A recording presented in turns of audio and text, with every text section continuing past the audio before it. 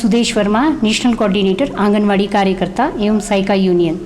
आज जो ये सम्मेलन हो रहा है, किन इश्यूज़ को डिस्कस किया जा रहा है, इसमें क्या ग्रीवेंसेस हैं सरकार से और आगे की रणनीति क्या रहेगी?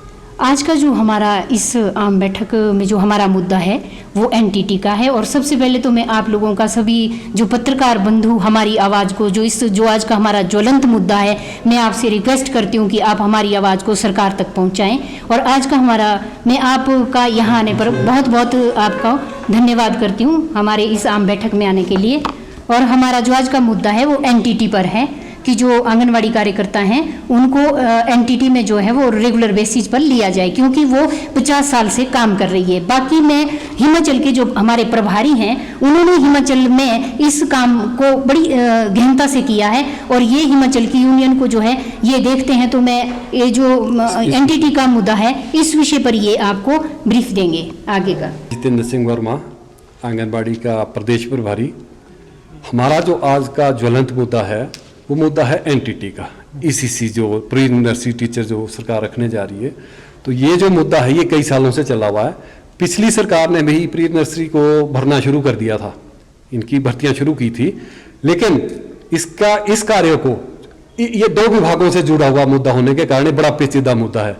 ये जो एनटीटी है ये आती है शिक्षा विभाग के अंडर, लेकिन जो इसका कार्य है वो कर रहा है महिला एवं बाल विकास, क्योंकि इसमें 3 साल से लेकर 6 साल तक के बच्चे आते हैं जिनका पोषण, देख रेख, शारीरिक शिक्षा, विकास वो सारा आंगनवाड़ी कार्यकर्ता करती है, जो पिछले 50 सालों से करती आ रही है। लेकिन जो प्री नर्सरी का मुद्दा है वो अब सरकार ने रोजगार देने के नाम पे, पिछली सरकार ने, भाजपा सरकार ने शुरू किया था।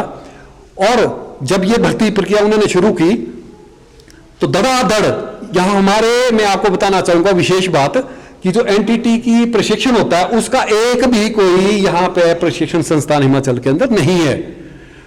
तो हमारी महिलाओं ने, बहनों ने जो बेरोजगार थी उन्होंने बाहर से गिरोह के द्वारा धड़ाधड़ डिप्लोमे खरीदे और सबने अप्लाई कर दिया।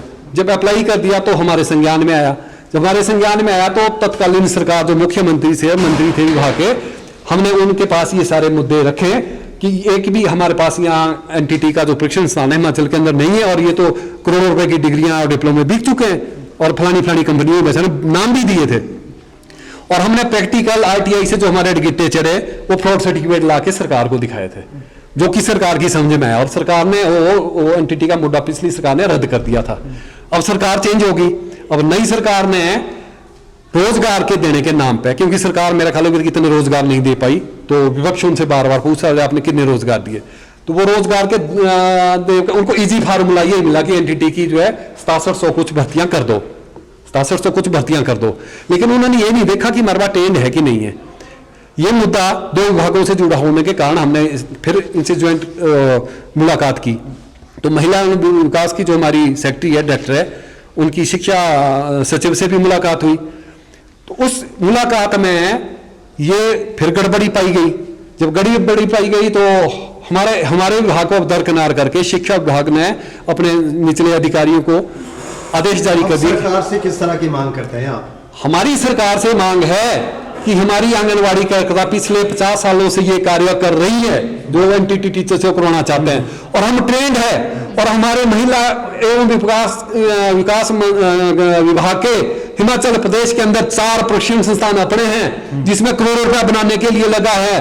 करोड़ों रुपया आंगनबाड़ी कार्यकर्ता की ट्रेनिंग के लिए खर्च चुका है। हम सब ट्रेनिंग छूटा है, हमारी कार्यकर्ता सब एसीसी की ट्रेनिंग करी हुई, इन्होंने ईसीसी की ट्रेनिंग सबने कर रखी है। तो इनको क्यों दरकिनारे किया जा रहा है?